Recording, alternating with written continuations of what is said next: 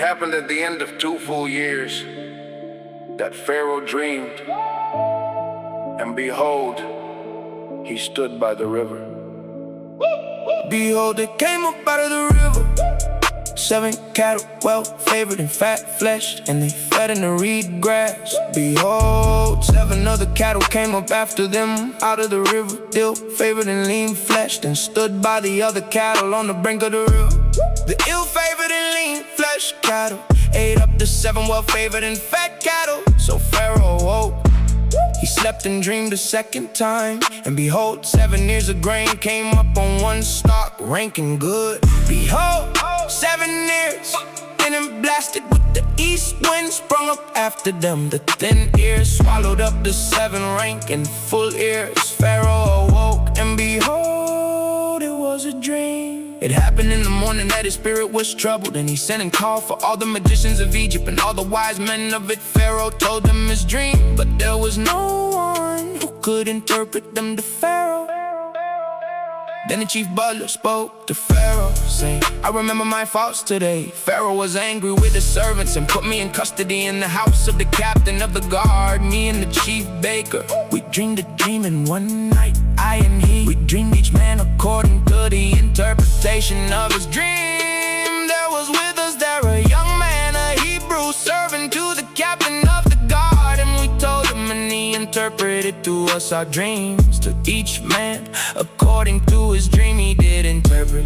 It happened as he interpreted to us, so it was me he restored to my office, and him he hanged. Then Pharaoh sent and called Joseph, and they brought him hastily out of the dungeon. He shaved himself, changed his clothing, and came into Pharaoh.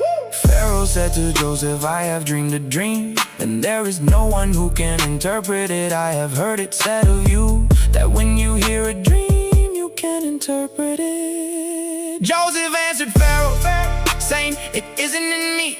God will give Pharaoh an answer of peace. Pharaoh spoke to Joseph, in my dream, behold, I stood on the brink of the river, and behold, that came up out of the river 7 cattle, fat fleshed and well favored. They fed in the reed grass, and behold, 7 other cattle came up after them, poor and very ill favored and lean fleshed, such as I never saw in all the land of Egypt for badness. The lean and ill favored cattle ate up the first 7 fat cattle, and when they had eaten them up, it couldn't be known that they had eaten them. But they were still ill favored as at the beginning. So I awoke, I saw in my dream, and behold, 7 ears came up on one stalk, full and good. And behold, 7 ears withered thin and blasted with the east wind, sprung up after them. The thin ears swallowed up the 7 good ears. I told it to the magicians, but there was no one who could explain it to me. Joseph said to Pharaoh, the dream of Pharaoh is one. What God is about to do, he has declared to Pharaoh.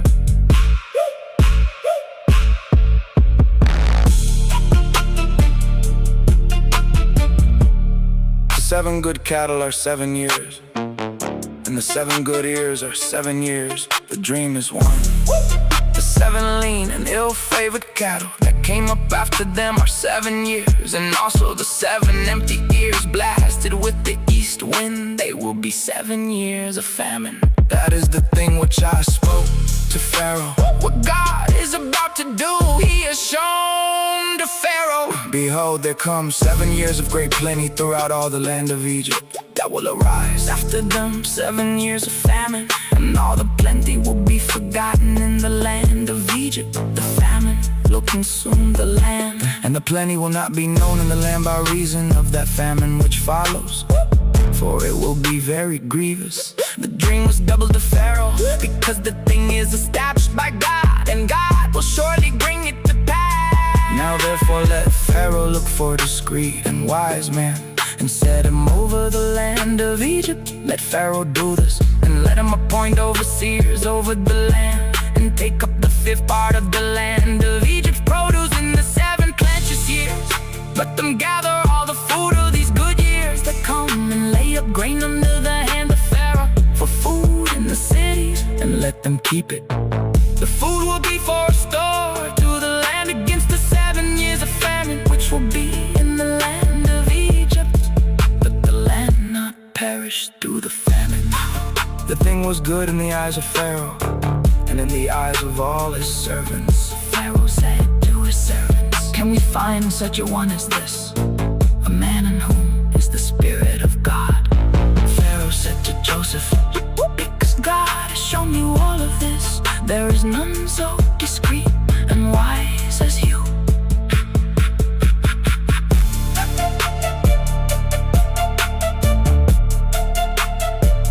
You shall be over my house, and according to your word will all my people be ruled. Only in the throne I will be greater than you. Pharaoh said to Joseph, "Behold, I have set you over all the land of Egypt." Pharaoh took off his signet ring from his hand and put it on Joseph's hand, and arrayed him in robes of fine linen, and put a gold chain about his neck.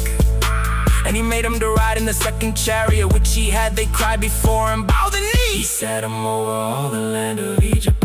Pharaoh said to Joseph, "I am Pharaoh, and without you shall no man lift up his hand or his foot in all the land of Egypt." Pharaoh called Joseph's names after Nephaniah, and he gave him Asenath, the daughter of Potiphar, a priest of On, as a wife. Joseph went out over the land of Egypt. Joseph was 30 years old when he stood before Pharaoh, king of Egypt.